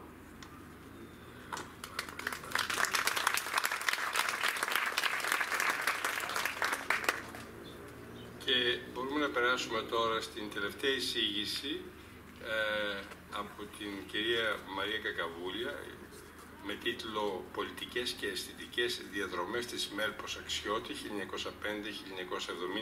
1905-1973». Η κυρία Κακαβούλια είναι καθηγήτρια ρητορικής και αφηγηματολογίας στο τμήμα Επικοινωνίας Μέσων και Πολιτισμού του Παντίου Πανεπιστημίου στην Αθήνα. Δηλαδή είμαστε συνάδελφοι. Ασχολήθηκε κυρίως με τη μελέτη ποίησης και πεζογραφίας της ελληνικής γραμματείας του 19ου και του 20ου αιώνα, τη σχέση γλώσσας και μέσων, ενώ ερευνητικά ασχολήθηκε και με την παθολογία του λόγου. Άρθρα, κριτικά δοκίμια και μελέτες στην ελληνική, την αγγλική και τη γερμανική γλώσσα έχουν δημοσιευθεί σε επιστημονικά περιοδικά, συλλογικούς τόμους και πρακτικά συνεδρίων. Τώρα θα σας πω πολύ απλά ότι η κυρία Κακαβούλια ασχολήθηκε με δύο μεγάλες μορφές, γυναικείες μορφές. Η μία βεβαίως είναι η απόψινή Αξιώτη, για την οποία θα σας μιλήσει, αλλά έχει γράψει και ένα εξαιρετικό βιβλίο για την Ελένη Βακαλό. Και θεωρώ ότι ευτυχώς, νομίζω έτσι συμβαίνει τώρα, η Βακαλό επανέρχεται κατά κάποιο τρόπο σε νεότερους αναγνώστες και διαβάζεται, γιατί πραγματικά είναι μια πολύ σπουδαία ποιήτρια, η οποία πραγματικά θα μπορούσε να ενταχθεί έστω με άλλη χρονολογική, με άλλο χρονολογικό υπολογισμό στον μοντερνισμό και αυτή, έστω και καθυστερημένα. Άρα της χρωστάμε τη μελέτη για τη Βακαλό και την πολύχρονη ανασχόλησή της με την Μέλπο Αξιώτη. Σας λέω χαρακτηριστικά ότι έχει γράψει ένα βιβλίο στα αγγλικά για το Interior Monologue Discursive Formation in Μέλπος Αξιώτης Prose Work, δύσκολες νύχτες, το 1992. Έχουμε το Μορφές και Λέξεις, το έργο της Ελένης Βακαλό 2005. Μετά την Κάδμο, μια πολύ συστηματική έκδοση που έγινε το 2015, οπότε πλέον τώρα έχουμε την Κάδμο, γιατί υπήρχε και ένα εκδοτικό πρόβλημα με το κείμενο. Αυτό είχε παρέμβει νομίζω και ο Ρίτσος και σε όλη αυτή την ιστορία. Επομένως το έχουμε αυτό με επίμετρο σχόλια και εισαγωγή και πολλά άλλα κείμενα, αλλά θεωρώ ότι ένα επίσης σημαντικό έργο της, το οποίο επιμελήθηκε μαζί με τον συνάδελφο τον κύριο Περικλή Πολίτη το 2022, είναι ένας μεγάλος τόμος για την αφήγηση. Θεωρώ αυτή την εργασία μια σημαντική συμβολή στο ζήτημα της αφήγησης και της αφηγηματολογίας στα ελληνικά πράγματα και όχι μόνο. Κύριε Κακαβούλια, ο λόγος σε εσάς. Ευχαριστώ πάρα πολύ. Να ευχαριστήσω το Κέντρο Πολιτισμού Ιολικός, το Σύλλογο Φιλολόγων Μαγνησίας, όλους εσάς που βρίσκεστε εδώ μαζί μας απόψε. Είναι μια πολύ ωραία βραδιά και εγώ αγαπώ πολύ και το Βόλο.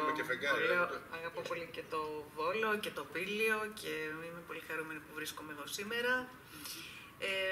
Και παρακολουθώντας και τις ομιλίες και πάντα το αίτημα της γεφύρωσης των συγκεκριμένων σπουδαίων γυναικών συγγραφέων, να πω για την Αξιώτη που φαίνεται κάπως παράτερη, ότι έχει πραγματικά συναντηθεί και με τις 4 υπόλοιπες, με την Άλκη Ζέη συγκεκριμένα 20 χρόνια μεγαλύτερη η Αξιώτη και φέτος συμπτωματικά κλείνουν και 50 χρόνια από το θάνατό της. Πέθανε το 73, 50 χρόνια από το θάνατο της Αξιώτη, 100 από τη γέννηση της ΖΕΗ. 20 χρόνια μεγαλύτερη η Αξιώτη, μπαινοβγαίνει στο σπίτι της ΖΕΗ στην Αντίσταση ως Αυγουλού, ήταν σύνδεσμος του ΕΑΜ και ως Αυγουλού μπαινοβγαίνει στο σπίτι των ΖΕΗ. Μετά συναντιούνται στην υπερορία. Η Αξιώτη φεύγει το 1947 από την Ελλάδα, μόνη της φυσικά, φοβούμενη τις συνέπειες της δράσης. Η ΖΕΗ φεύγει το 1954. Και οι δυο επαναπατρίζονται μαζί με τον Σεβαστίκογλου και άλλους 28 εμιγκρέδες, λογοτέχνες κλπ. Το 1964 μαζί.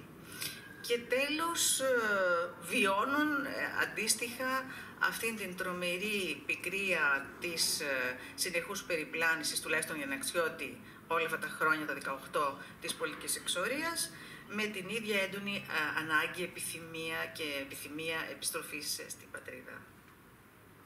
Τώρα με την Πινελόπη Δέλτα.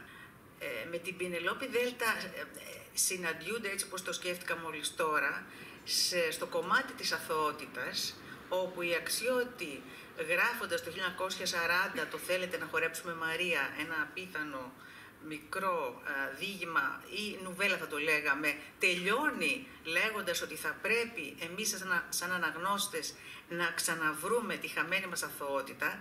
Ο αναγνώστης θα πρέπει καταστατικά να είναι αθώος για να δεχτεί το γόνιμο αντάμωμα με το κείμενο.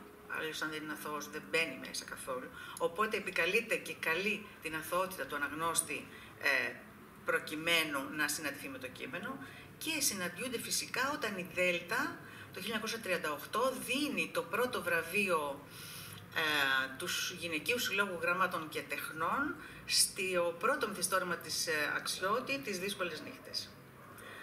Λοιπόν, οπότε να πω δύο λόγια από αυτά που έχω σημειώσει για να ξεκινήσουμε.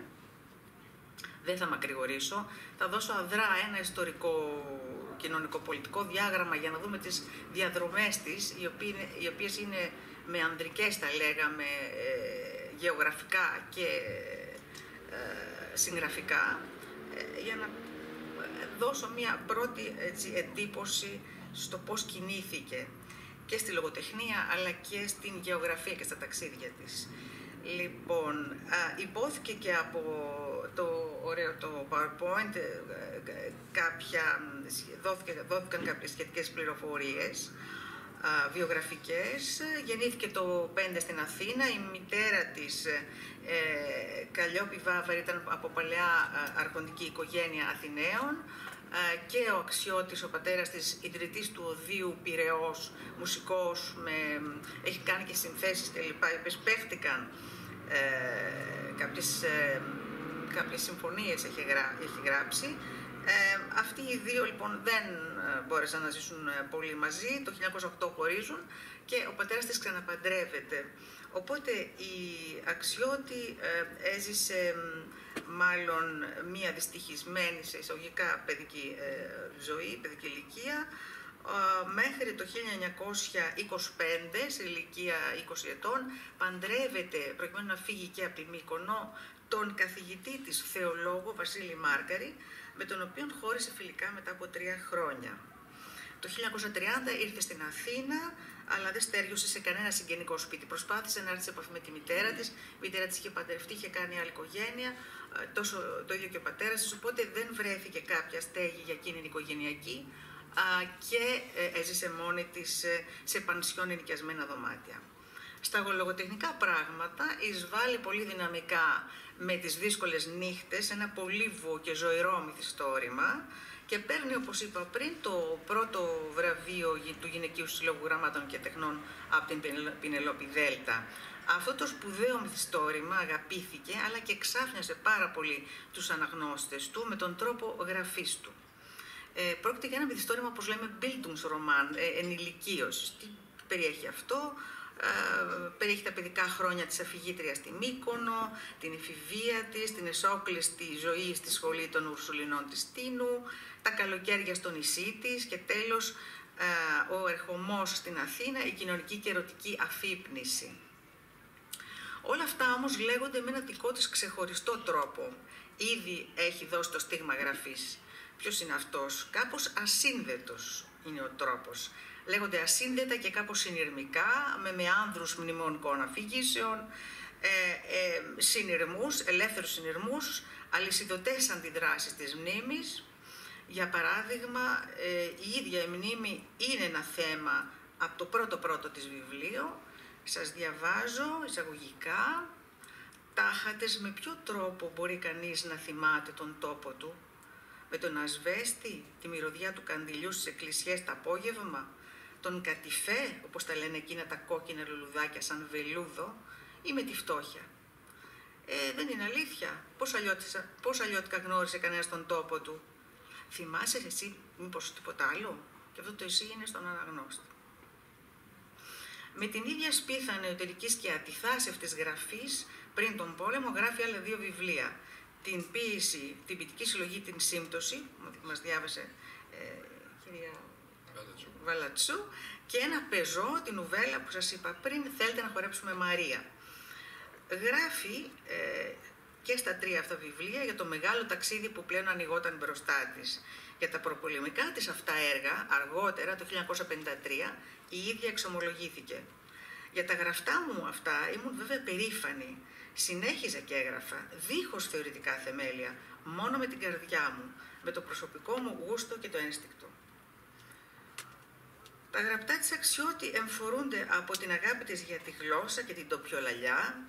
Ακούμε κουβέντες της γειτονιάς, του ψαρά, της μαθήτριας, παραμύθια, ιστορίες ανθρώπων, σε σημείο που φτιάχνουν, ειδικά στις δύσκολες νύχτες, μια γιορτή μπαχτινικής ετερογλωσσίας, σαν ορολογία το λέω εγώ, ένα πολύβουο, όπως είπα στην αρχή, μυθιστόρημα.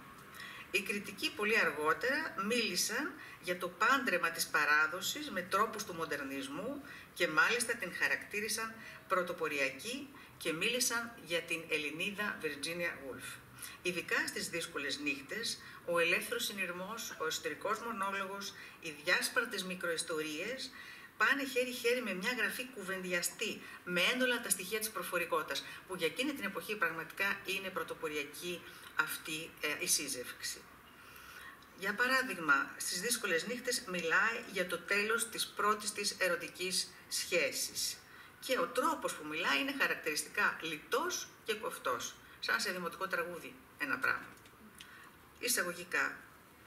Όμως, την άλλη μέρα εκείνης της κουβέντας, πρώτη φορά βαρέθηκα να πάω σε εκείνο το χαμηλό σπίτι με τον Κώστα. Είπα, πώς κόβεται ο σπάγκος άξαφνα πίσω από το κάντρο και γκρεμίζεται? Έτσι, με τέτοιο τρόπο. Και μήτε μαθαίνεις γιατί. Κλείνει το εισαγωγικά. Η οικονομία της γραφής της είναι απαράμιλη και το καταλαβαίνει κανείς ακόμη και από ένα τόσο μικρό απόσπασμα.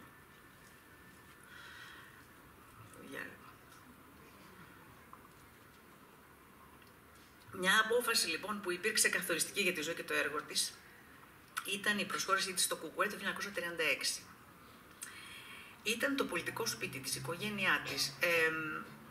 Δεν θα δώσω περισσότερες λεπτομέρειες για το ψυχικό βίο και τα βιώματα όλα αυτά τα χρόνια που ζούσε μόνη της στην Αθήνα. Σίγουρα όμως επενδύει και συναισθηματικά. Είναι το πολιτικό σπίτι της. Γίνεται τρικατζού. Τρικατζού έγραφε τρικάκια, συνθηματάκια στην περίοδο της κατοχής, της χιτλερικής κατοχής και δούλεψε σκληρά στον παράνομο τύπο. Ήταν συγγραφέας μαχόμενη πλέον και βλέπει τη λογοτεχνία σαν όπλο και εργαλείο, όπως λέει, ενδυνάμωσης του αγώνα. Εκεί ξεχνάει την πρώτη φάση και περνάει σε άλλου είδους κείμενα, πιο μαχητικά, πιο αγωνιστικά, στο είδος ημερολογιακή καταγραφή, χρονικό, μαρτυρίες, που έχουν στόχο όλα αυτά τα κείμενα να στηρίξουν την αντιστασιακή δράση και τον αγώνα.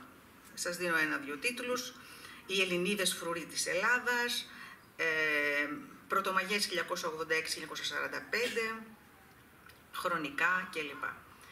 Παράλληλα, δημοσιεύει και τα δικά της διηγήματα, ενώ το 1946 εκδόθηκε το αντιστασιακό της μυθιστόρημα 20ος αιώνας, η ιστορία του Εμίλιου και της Πολυξένης, μια ιστορία έρωτα, πολιτικής συνειδητοποίησης και δράσης με θυσιαστικό τέλος.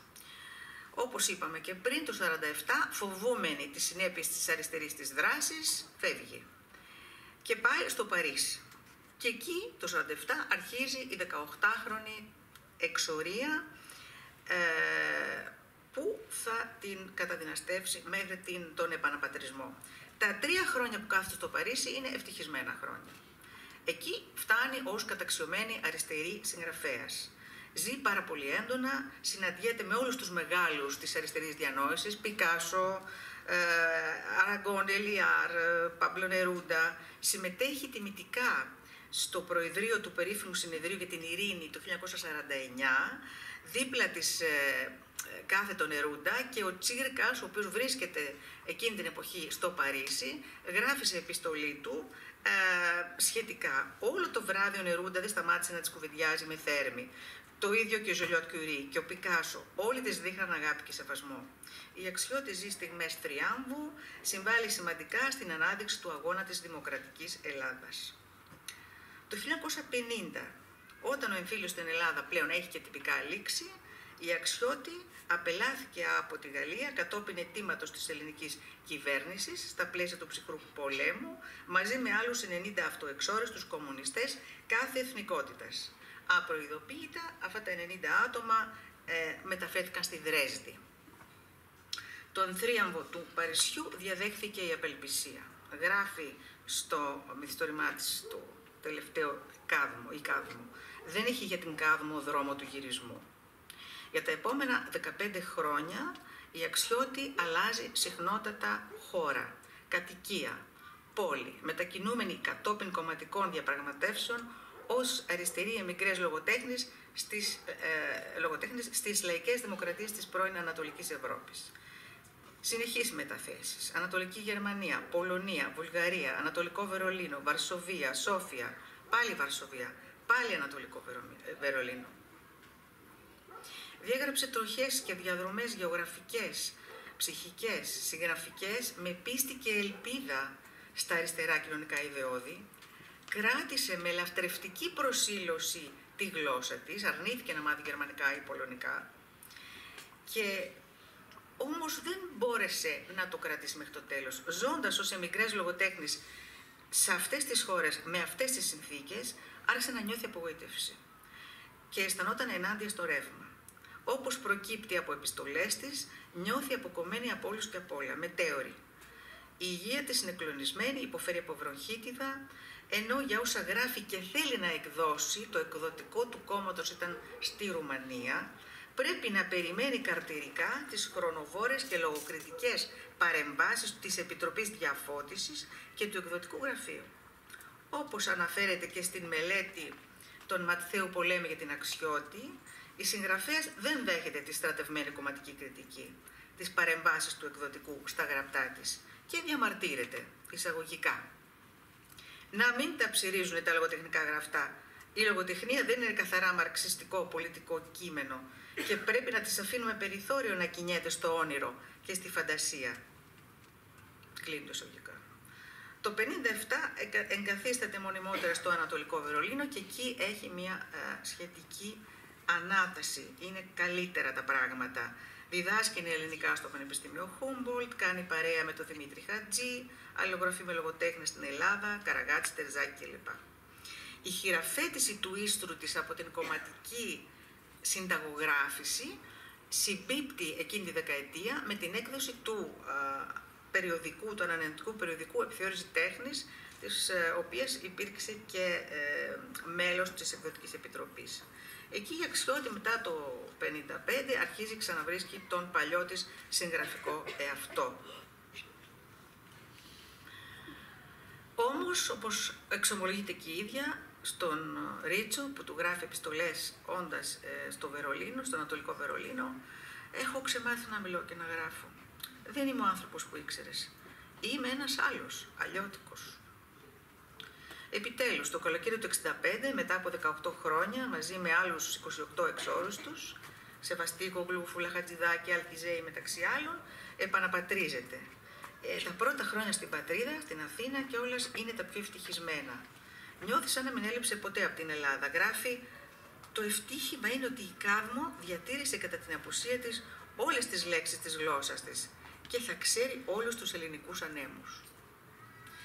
Το 1965, τη χρονιά επιστροφής, εκδίδεται κατά ευτυχή σύμπτωση και η διοίκηση στο σπίτι μου. Ένα βιβλίο παράδοξα και παράξενα αυτοβιογραφικό.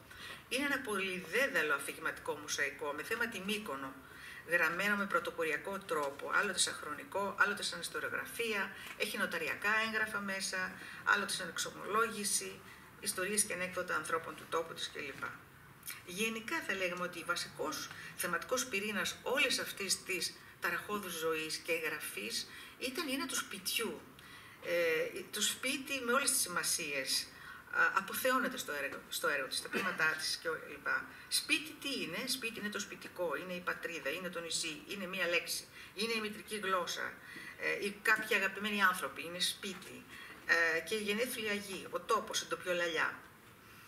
Γιατί η Αξιώτη έζησε, όπως είπαμε, σαν ανέστριος πλάνητας, με συνεχείς μετακομίσεις, αλλαγές πόλεων, χωρών, δωμάτια ξενοδοχείων, πανσιών, σπίτια φίλων, με μια βαλίτσα που είχε τα βιβλία της μέσα και κάποια αγαπημένα της πράγματα. Το ίδιο έγινε λοιπόν όμως και δυστυχώς αφού γύρισε και στην πατρίδα. Τελείωσε η εφορία των 2 πρώτων 3 ετών, η εφορική διάθεση αυτή δεν κράτησε πολύ, από το 67 και μετά αρχίζει η δικτατορία, η κατάστασή της επιδεινώνεται, χωρίς στενούς συγγενείς, χωρίς ιδιοκτησία, σκληραγωγημένη από τη μοναξιά του ανθρώπου που έχει μάθει να τα κάνει όλα μόνος του, χωρίς αντίλαλο, όπως λέει, γυρνά στους δρόμους της πόλης και νιώθει ξένη. Εξαρτάται από μεταφράσεις και την οικονομική συμπαράσταση φίλων που είναι συστηματική, με δάνεια και δανεικά και αγύριστα από φίλους, συγγενείς, από την Ανά Καλιανέση του Κέντρου και ακόμη και στην πολύ αγαπημένη της Μύκονο. Δεν έχει περιουσιακό στοιχείο και αναγκάζεται να ψάχνει για να βρει, να μείνει κάπου τα καλοκαίρια που ήθελε να παραθερήσει. Και βέβαια ο τόπος της εκεί της είναι ακόμη πιο αγνώριστος λόγω της τουριστικής ανάπτυξης. Όπως λέει και ένας φίλος μου, έπαθε ανάπτυξη. Λοιπόν, παρόλα αυτά όμως, τα τελευταία χρόνια της ζωής της, παρά τις δυσκολίες και με τη στήριξη και παρότρινση της Νανάς Καλιανέση και του Γιάννη Ρίτσου, αποφασίζει να ξαναγράψει την Κάδμο. Η Κάδμο εκδόθηκε από τον Κέντρο το 1972. Η Αξιώτη σε αυτό το βιβλίο είναι πια πάλι ο συγγραφικός εαυτός της του μοντερνισμού, θα λέγαμε, όπου τόποι, ονόματα, ταξίδια, συναισθήματα, όνειρα, όλα συνυπάρχουν στη μνήμη της σε ένα ρέοντα μονόλογο και μιλάει όμως αυτή τη στιγμή με όλη τη ζωή πίσω. Δεν έχει τα 30 αμεταχείριστα χρόνια μπροστά της, όπως έλεγε στις δύσκολες νύχτες, αλλά μιλάει για το γύρας, το θάνατο, την εγκατάλειψη, τη φθορά, τη μνήμη, τη λέξη. Θέματα βαριά. Η γραφίδα μου της Αξιώτη τα τυλίγει με λεπταισθησία και τρυφερότητα. Και ξεχωρίζουν κάποιες από τις μεταφορές που θέλω να σας τις πω έτσι. Με όρους περιέχοντος περιεχομένου, καθημερινές μεταφορές, η ζωή της είναι άδεια από νόημα και περιεχόμενο. Γιατί η ζωή τι είναι? Η ζωή είναι, όπως λέει, το γεμάτο χυμούς και αισθήσεις σώμα. Ζωή είναι η γεμάτη αισθήματα και ενθουσιασμό καρδιά. Ενώ το γύρας και ο θάνατος είναι διαδικασίες αδειάσματος, απολύθωσης, αποστράγγισης. Όπως λέει στην Κάδμο, οι φλέβες στραγγίζουν, γερνάς. Τι θα μπορείς να γίνεις όταν δεν θα είσαι πια άνθρωπος? Τίποτε το εγκόσμιο. Ένα μικρό μαμουνάτο στην ακρογιαλιά, που ίσως κάποια στιγμή τυχαία το βρει κάποιο παιδί. Από το φθινόπωρο του 1972 και μετά η υγεία της επιδεινώθηκε και πέθανε στην Αθήνα το 1973 και σήμερα τα οστά της είναι στην Αγία Παρασκευή της Αλευκάνδρας στη Μύκονο. Η Μόλι Αξιώτη συνοπτικά θα λέγαμε έζησε μια δύσκολη ζωή σε αντίξωες συνθήκες, μακριά από την Ελλάδα για 18 ολόκληρα χρόνια, με μια πίστη ανικονόμητη σε όσα αγαπούσε. Ένας άνθρωπος που αγαπούσε. Και ήταν πολύ πιστός άνθρωπος. Θεμελιακό της μέλημα υπήρξε λογοτεχνία να μην είναι ένα σκυλάκι πολυτελείας, αλλά ένας καταλύτης. Υπήρξε πρωτοποριακή συγγραφέας, καταστρατήγησε φόρμες και γραμμικές τεχνικές με αβίαστη φυσικότητα. Είχε μια αυθόρμητη συνειρμική γραφή με τη φρεσκάδα και την ευληγησία του προφορικού λόγου και όλα τα γραπτά της φέρουν το αποτύπωμα της δικής της βαθιάς αίσθησης της γλώσσας. Στάθηκε οδοδείκτης και έμπνευση για συγγραφείς όπως ο Ταχτσής, ο Κουμανταρέας, η Μάρο Δούκα, αλλά και άλλοι. Παρακολουθώντας την λογοτεχνική πορεία της Αξιώτη, 10 φορές. Ναι, τελειώνω. Είναι ακριβώς την κατάλληλη στιγμή. Μισό λεπτό, είναι μια παράγραφος ακόμη, παιδιά. Ναι, 10. Παρακολουθώντας τη λογοτεχνική της πορεία, διαπιστώνουμε εκλεκτικές συγγένειες με τον πρωτοποριακό μοντερνισμό, με τον ρεαλισμό, τη στρατευμένη λογοτεχνία και ακόμα και με την μεταπιθοπλασία. Η βαλίτσα με τα πράγματά της είναι ακόμα εδώ μαζί της. Το σκρίνιο, το σουβριάλι, τα κόκκινα λουστρίνια, τα ασημένια καλά κουταλάκια της γιαγιάς που τα πέταξε στο ζητιάνο από κάτω γιατί τον λυπήθηκε, το καπελάκι της γιαγιάς, τα ερωτικά γράμματα, το πακετάκι τσιγάρα καρέλια. Μαζί μας είναι ακόμη και όλες οι μικονιάτικες λέξεις της. Συλλογή πολύτιμων λίθων, π.χ. το καντενάσο, το μάσκουλο, το γλιστήρι, η μπετούγια, η λιάστρα του σίκου, η άφτρα του λίχνου, το σαμιαμύθι, το σερπετό, το χαμόπυρο, αλλά και όλα τα υπέροχα πλάσματά της που περιπλανιόνται σε όλα της τα έργα. Τα συναντούμε παντού. Η Ισμήνη, η Πολυξένη, η Μαρία, η Άννα, ο Γιάννης, η Κάδμο. Όνειρό της ήταν να γράψει άλλο ένα τελευταίο βιβλίο με τίτλο «Τα πράγματα». Δεν πρόφτασε. Μας άφησε όμως ένα έργο που είναι από τα κορυφαία της νεοελληνικής μας λογοτεχνίας. Ευχαριστώ πολύ. Ευχαριστούμε την κυρία Καβούλη. Αγαπητή Μαρία, μας έδωσε μια πολύ ωραία σφαιρική και πολύ διεισδυτική ανάγνωση του έργου της Αξιώτη. Πρέπει να σας πω ότι έμαθα πολλά για την Αξιώτη από τον Δημήτριο Χατζή. Είχα φοιτητής όντας, γνώρισα τον Δημήτριο Χατζή και εκεί κατάλαβα όλη αυτή τη νοσταλγία όχι μόνο του τόπου, αλλά της γλώσσας, της γραφής. Αυτοί οι άνθρωποι το ζήσαν αυτό πάρα πολύ έντονα. Εγώ που το έζησα όχι δύσκολα, καθόλου δύσκολα, το έζησα για 15 χρόνια εκτός Ελλάδος, πρέπει να σας πω ότι μόνο τότε μπορείς να καταλάβεις ένα μικρό μέρος από τι περάσανε και το τι ζήσανε και τι υποφέρανε αυτοί οι άνθρωποι. Είδαμε και χθες πόσο περάσαν όλα αυτά τα πράγματα και στην Αλκιζέη, στη γραφή της και στην Αξιώτη. Θεωρώ ότι αυτές οι στιγμές που ζήσανε και η ιστορία που τις περιέχει είναι κάτι που πάντοτε θα μας συνοδεύει όχι μόνο ως γραφή, αλλά και ως τραύμα. Ως τραύμα, συλλογικό τραύμα δηλαδή, και δεν νομίζω θα ξεφύγουμε εύκολα από αυτό. Η κυρία Παλατσού νομίζω μπορεί να μας διαβάσει και λίγο Αξιώτη ακόμη, νομίζω το αξίζει. Από την Κάδμο, ήθελα όμως προηγουμένως να πω ότι παλιότερα με μία πολύ καλή συνάδελφο του σχολείου μου, συζητώντας για την Κάδμο, μας φαινόταν πάρα πολύ περίεργο, δύσκολο. Το είπα και στην κυρία Κακαβούλια όταν μιλήσαμε πριν λίγες μέρες, ότι η επανέκδοση της Κάδμος με το επίμετρο και τα σχόλιά της με βοήθησαν πάρα πολύ. Είναι αλήθεια, σας το είπα και ιδιαιτέρως και το λέω και εδώ αισθάνομαι. Νομίζω ότι θα φανεί και από... Ναι, ακριβώς. Και έχω κάνει 5 λεπτά, δεν είναι παραπάνω η υπομονή σας, μην την εξαντλήσουμε. Έχω κάνει μια μικρή σειραφή από αποσπάσματα που ακριβώς επικεντρώνουν σε αυτό την αγωνία της για τις λέξεις και για τον τόπο. Πόσες αλήθεια λέξεις που σου πήγαν χαμένες, περιττές, αμεταχείριστες, πού να τις πεις, ποιος να τις θέλει, ποιος να τις ξέρει. Ήταν ποτέ δυνατόν να γνώριζε κανένας εκεί στα πλάτη του βορρά, να γνωρίζει τη σαβράδα, την άφτρα του λίχνου, τη λιάστρα του σίκου, το χύμα της πορτοκαλιάς. Αλλά το πιο σημαντικό ήταν ότι ξεχνούσες τις λέξεις εκεί στο εξωτερικό. Όταν ξεχνάς τις λέξεις, είναι το γύρας.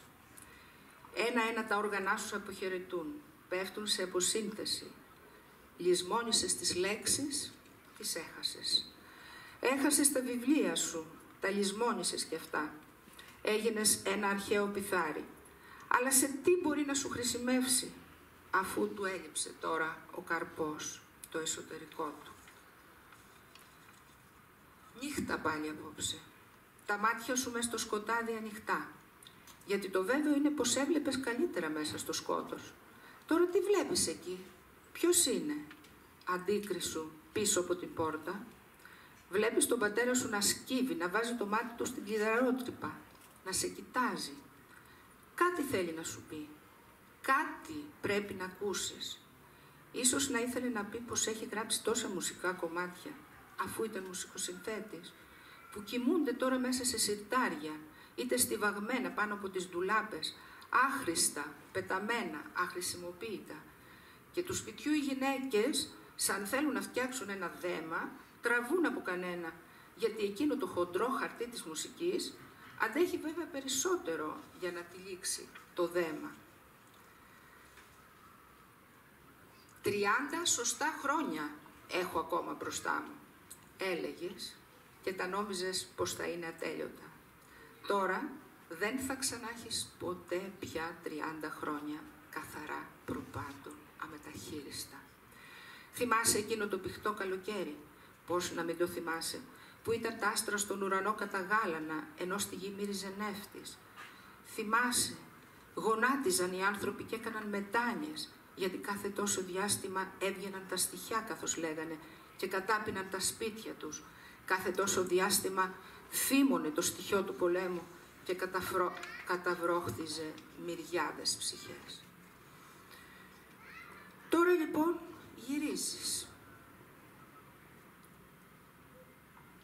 Νομίζεις πως θα βρεις το ραντεβού να σε περιμένει αύριο το μεσημέρι εκείνον τον άντρα που αγάπησες, τον άνθρωπο που θυμώσουν?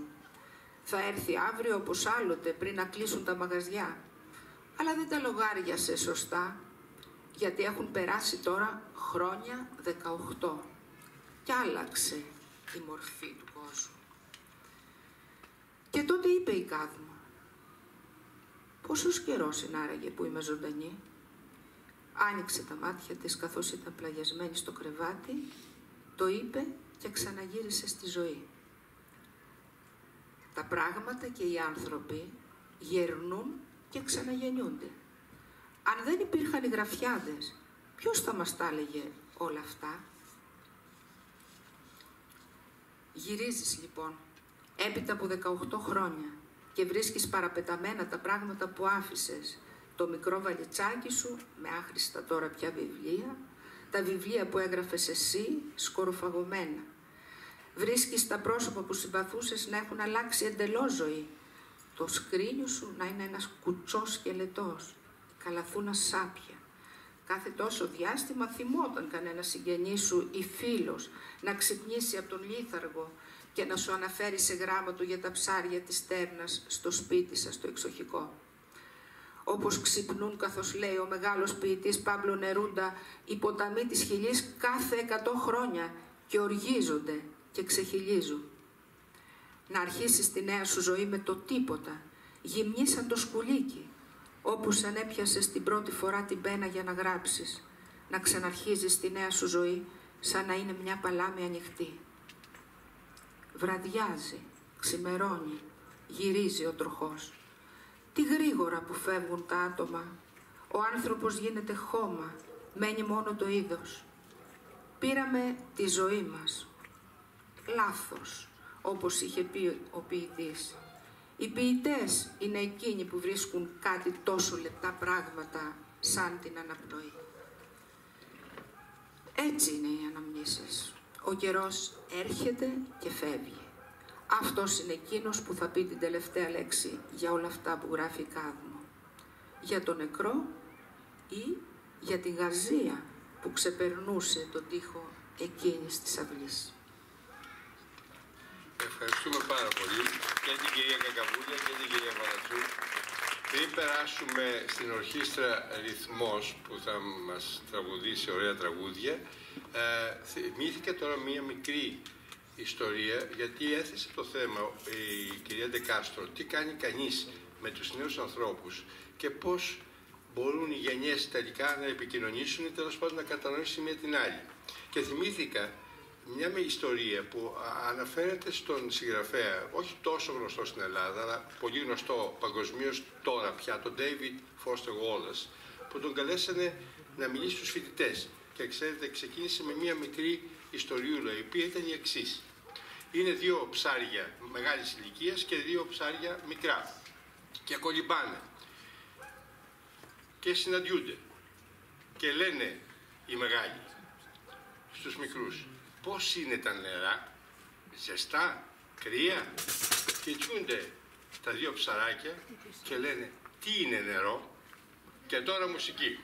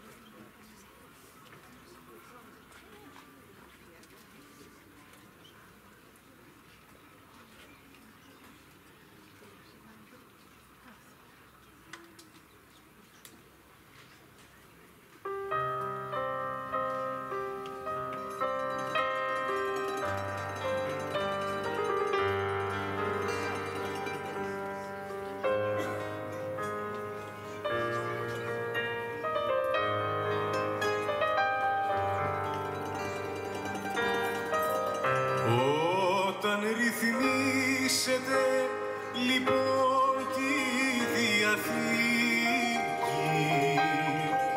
και το μερίδιο δοθεί του καθενός. Εμένα αφήστε μου το δρόμο που μου ανήκει, αυτόν που διάλεξα να πάρω μοναχός σε διαθήκη με σημαίες και συνθήματα. Εγώ είμαι ελεύθερος αέρας που φύσα. Εγώ έχω φίλους στα βουνά κι όλα τα κύματα. Εγώ έχω αδέρφια τα ποτάμια, τα πουλιά.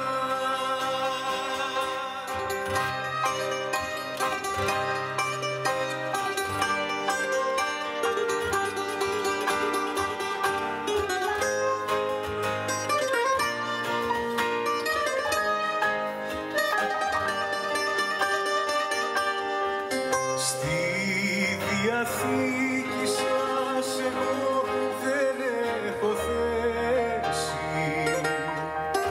Σαν το μυρμήγκι με είχατε όλοι από καιρό.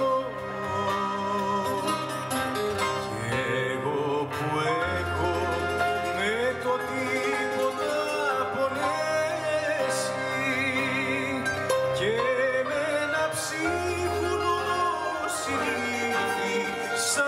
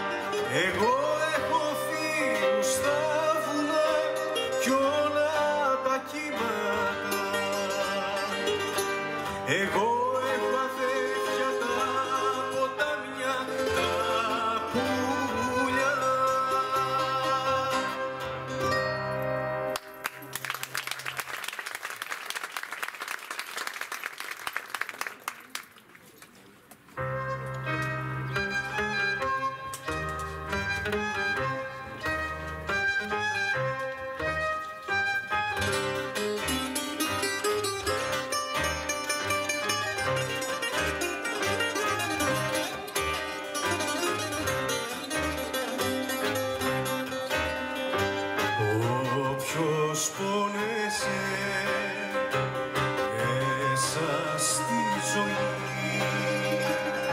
όποιος έκλαψε σαν μικρό παιδί, τώρα τίποτα πια δεν σου ζητά, μόνο στο όνειρο θα σ' αναζητά.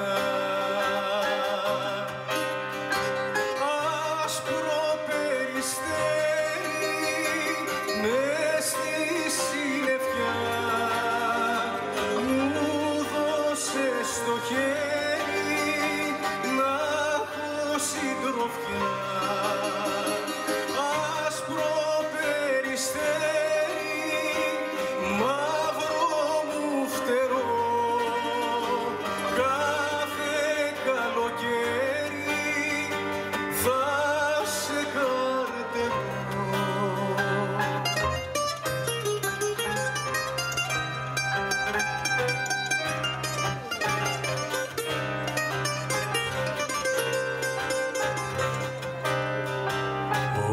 Όταν σήκωσα το βαρύ σταυρό μου παράγγειλες να'ρθω να σε βρω, κι όταν δάκρυσα σαν την Παναγιά ήταν άνοιξη και πρωτομαγιά.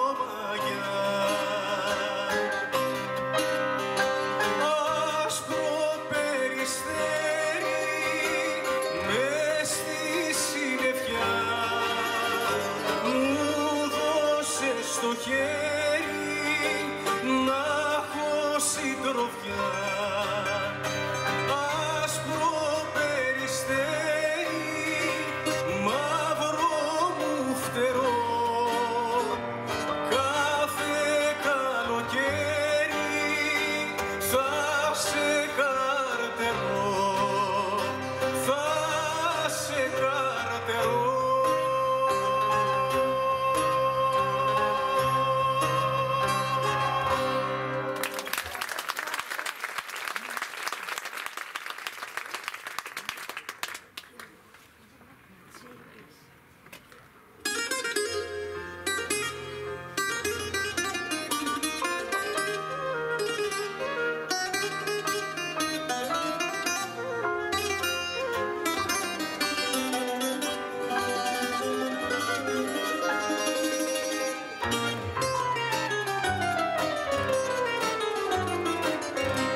Ποιος να είναι αυτός που με κοίτα με ένα παράπονο μεγάλο, ποιος να είναι αυτός που δεν μπορώ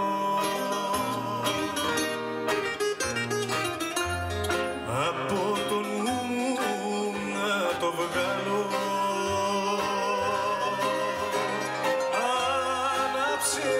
Καινούριο μου φεγγάρι φώτισε το έρημο στενό, φέξε για να έρθει το παλικάρι, τα παλιά μεράκια μου ξεχνώ.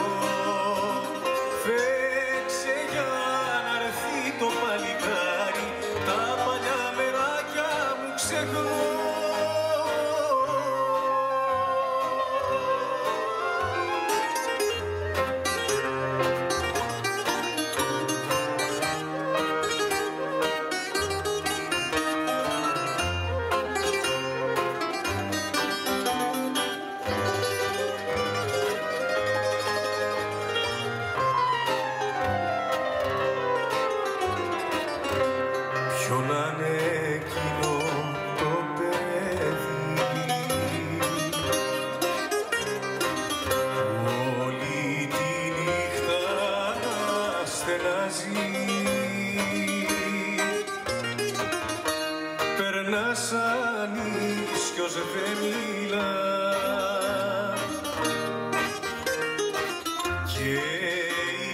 ματιά του με σπαράζει. Άναψε καινούριο μου φεγγάρι, φώτισε το έρημο στενό. Φέξε για να έρθει το παλικάρι, τα παλιά μεράκια μου ξεχνώ. Φέξε για να έρθει το παλικάρι, τα παλιά μεράκια μου ξεχνώ.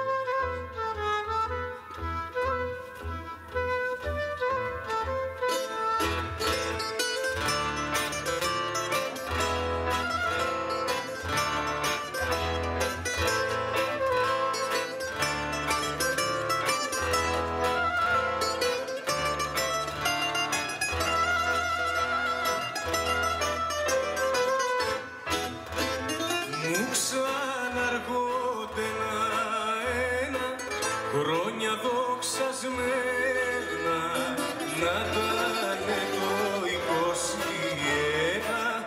να έρθει μια στιγμή να περνά ο καβαλάρης στο πλατή ταλόνι και με τον κολοκοτρώνη να την ακράσει. Να πολεμάω τις μέρες στα κάστρα και το σπαθί μου να πιάνει φωτιά και να κρατάω τις νύχτες με τ' άστρα μια ομορφούλα αγκαλιά. Μου ξαναργώνται ένα χρόνια δοξασμένα να τάνε το 21, να έρθει μια βραδιά.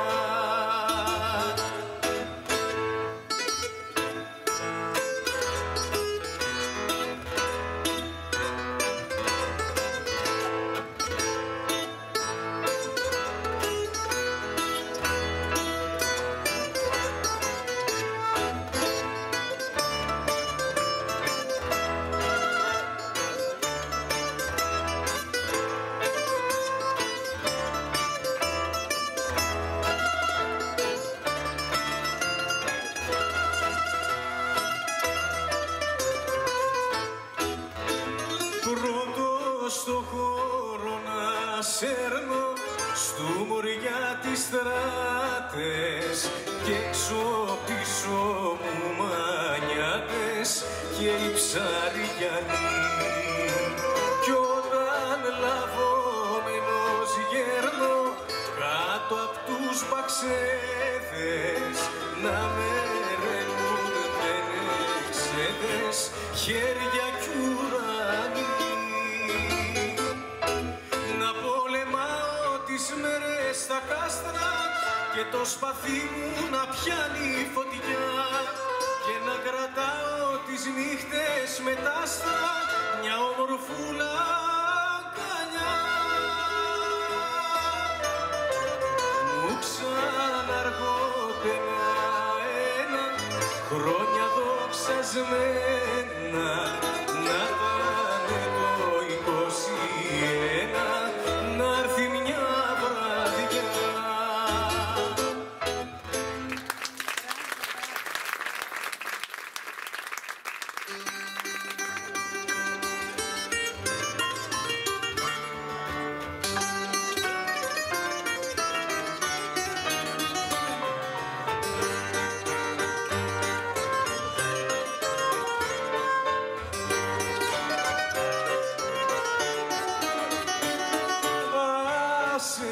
Τις παρεξηγήσεις στο έχω πει τόσες φορές. Μη γυρεύεις εξηγήσεις, μη ζητάς αναφορές. μες στην άδεια μου ζωή. Μην μου φαρμακώνεις άλλο την ψυχή. Χρόνια ορφανά μες στην ίδια γειτονιά. Μην μου φαρμακώνεις άλλο την καρδιά.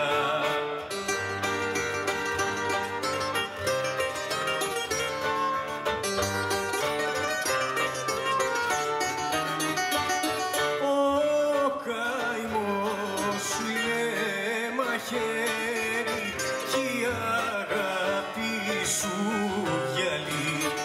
Κάποια μέρα, κάποια ώρα θα με κλείσεις φυλακή. Χρόνια σαν βροχή μες στην άδεια μου ζωή. Μην μου φαρμακώνεις άλλο την ψυχή. Χρόνια ορφανά μες στην ίδια γειτονιά. Μη μου φαρμακώνεις άλλο την καρδιά.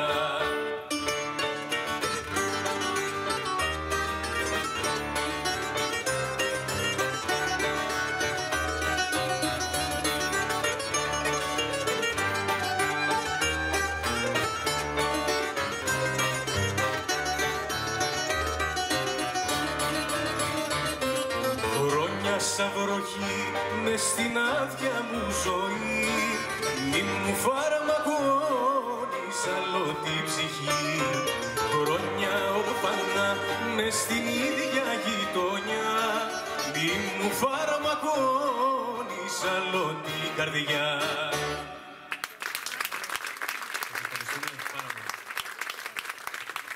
Η Μαρίνα Κελαϊδόνη, ο Ραφαήλ Μέτα, ο Μιχάλης Καζάνας, ο μαέστρος μας, ο Νίκος Σιώτογλου.